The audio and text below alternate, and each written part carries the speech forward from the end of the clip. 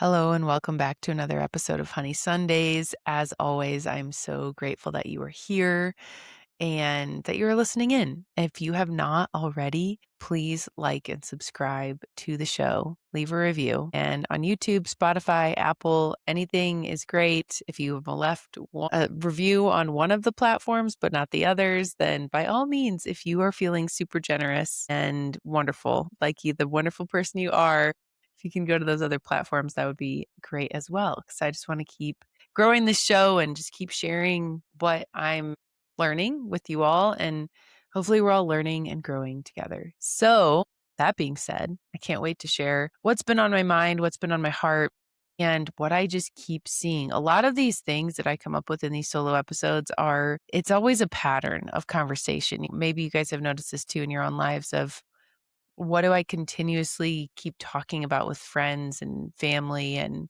what are other people struggling with too? Because the world's a mirror. And usually, if you are struggling with it, someone else is too. And I think it's just so funny with social media and different things where we don't really want to share our weaknesses or things that we're going through because we just don't want to be vulnerable. But really, someone out there can definitely relate to it. So one thing that keeps coming up with friends is this concept of when you are trying to grow and when you are trying to level up in some certain category. So whether that's, changing your career path, whether that's getting out of a relationship or getting into a new relationship, or maybe you got engaged, or maybe you're in a season of motherhood, whatever that transition might be, right? Where you are trying to take a next step towards something. Maybe you're trying to lose some weight. I mean, it can be as superficial as that. And then what happens is when we are telling certain people in our lives about this, about our goal, about our dream, about this new thing that we're thinking of, chewing on, or coming up with, people can project. And people can project their opinions on why you shouldn't do that. And it's all coming back to themselves of why they are saying that. It has nothing to do with you, first and foremost. But for example, if you tell someone in your circle, hey, my goal is to lose 20 pounds by, July, someone's like, oh, why? Probably the reason why they're saying that is because they're really self-conscious and they also want to do that. But it's like a kind of a little slap in the face for them because it doesn't have anything to do with you. It only has to do with their self-reflection and how they see themselves. And you can relate that to anything. You get engaged and then friends pull away. I had a friend shortly after I got married. She said, does anyone treat you different now that you've gotten married? And I was like, yes. I didn't notice it until she asked me that. It's not that they treated me differently. It's that a few of my single friends no longer invited me to things because they're like, oh, she's married, she's busy, whatever the story is. And I felt really left out during that season of I wanted to be invited. I still wanted to go out with my girlfriends. I was still wanted to, do things with them, but it just changes their perception. And sometimes people don't even notice that sometimes this is what is happening. And when you are trying to grow, you can't bring everyone with you. I want us to hear that. I need to hear this a million times. When you are trying to grow in any capacity, you can't bring everyone with you because some people just aren't ready to come with you. And this isn't anything, guys. I have another story. My dad is a smoker. He has been my whole entire life. And I told him, gosh, years ago, that smoking causes inflammation. And I'm not kidding you. A year ago, probably this was, he went to the chiropractor and the chiropractor told him that smoking causes inflammation. And my dad called me and said, guess what the chiropractor told me today? Smoking causes inflammation. Guys, I literally wanted to slam my head against the wall. I was like, wow, really?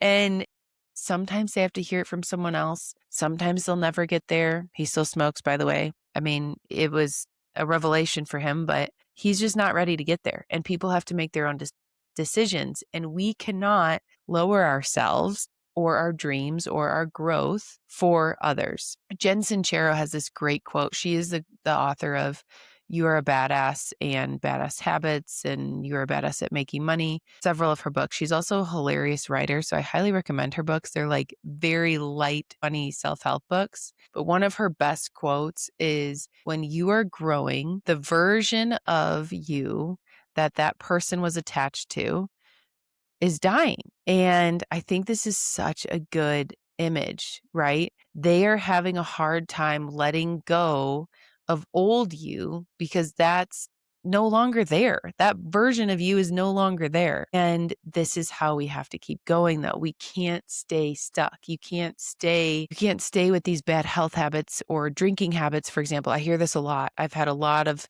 people come to me and they're like, "Well, I don't want to drink anymore." I think this is a huge movement right now with some of the younger generations of this sobriety movement. And I've had someone say to me that they don't want to drink, but all of their friends, like that's what they do when they hang out. And they're scared they're going to have no friends if they don't go out to the bars. And it's like they have to define themselves and make new friendships and new community. And that's really, really daunting. It's not just about the drinking, it goes so much deeper than that of who we're relating to when we're in these different habits. Same with your job, right? You want to become an entrepreneur, you quit corporate. Okay, well, all your friends are in corporate, and this is the life you knew, this is the identity you knew. I've had clients that have also said to me that go from a full-time working mom to a stay-at-home mom. These are all identity shifts that are really difficult for us as the person that's going through the shift or the transition to grow in. But then also, it's difficult for those around us. And it's difficult for those around us to actually be the encouragement we need. Because usually, when we're sharing our big ideas, our dreams, our pivots, all we need is encouragement, but they're just reacting on how they're perceiving it. So it has nothing to do with you. Again, it has nothing to do with you, and it has everything to do with them. However, we just can't stay in it. We really can't. There's a really excellent book called The Big Leap. I think I've mentioned it on previous podcasts, and it's talking about this.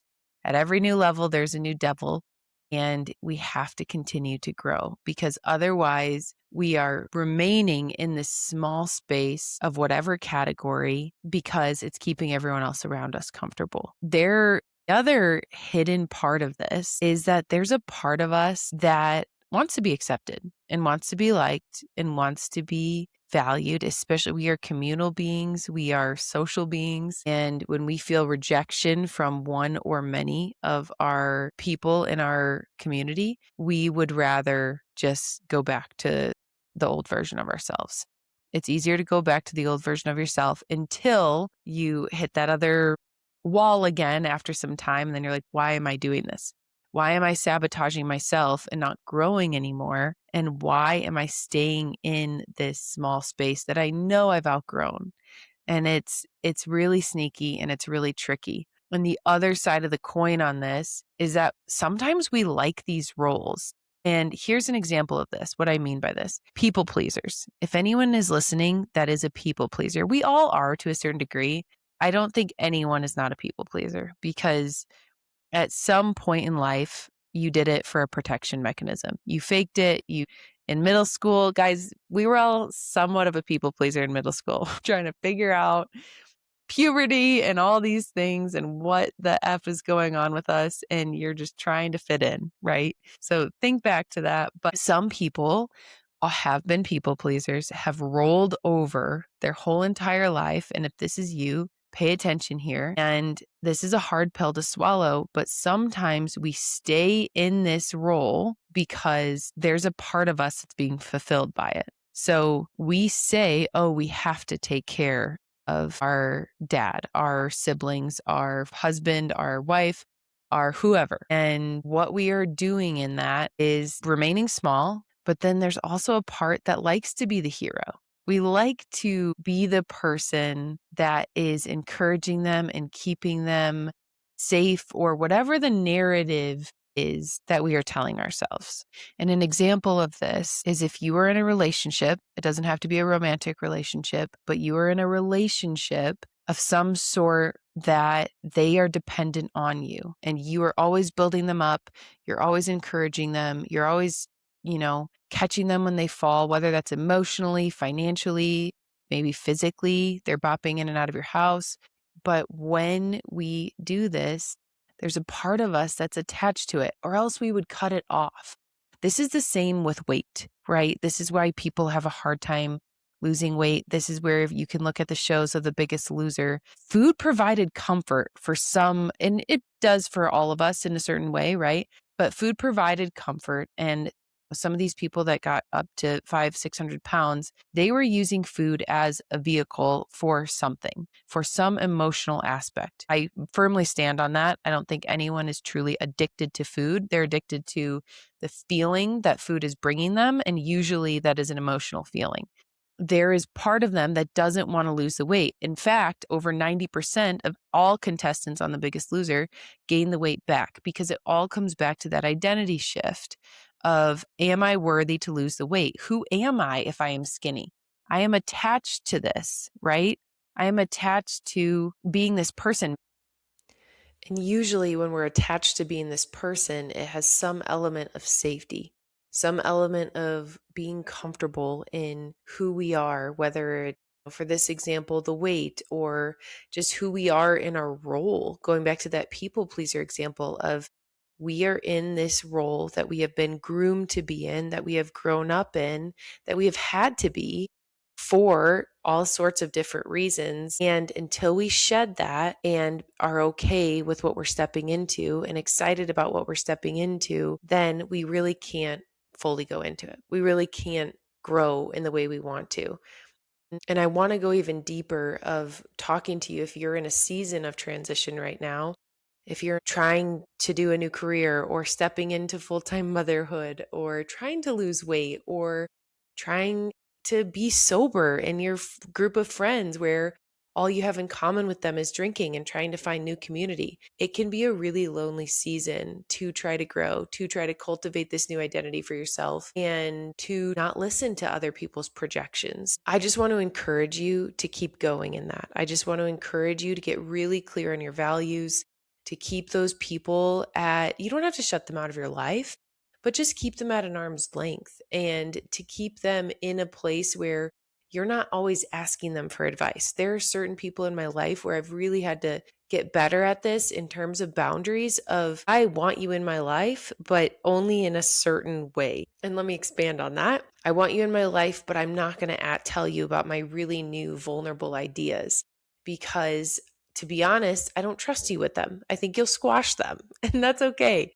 But it's not like that person is no longer in my life. It's just more so of, I'll share it further down the line, or when I have confidence, and when it's unwavering in what I am doing. Sometimes this could be really hard if this is your spouse or significant other, or someone that you're really close with and that you see often.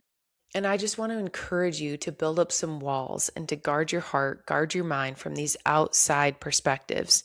Because when we are going to outside perspectives, it gets really cloudy of what we are supposed to be listening to and what we are not. And you already know the answer. When you are with yourself in the quiet and maybe talking to someone that is really encouraging in your life, you already know the answer and you really want to stay on that. But we are in a world of so many distractions with our phones and social media and just all the accessibility that we have at our fingertips all the time. Don't outsource your intuition. That is huge. Don't outsource your intuition, and just stay aligned on the path that you want to cultivate and the identity you want to cultivate and who you want to be, and just stay clear on that path, because it can become really distracting. I think the distractions are the number one thing that is preventing us from getting to where we want to be. Whether that's a person, whether that's our phone, whether that's anything, write it down, spend some time in silence of, what am I trying to step into where I don't feel like I'm getting the support?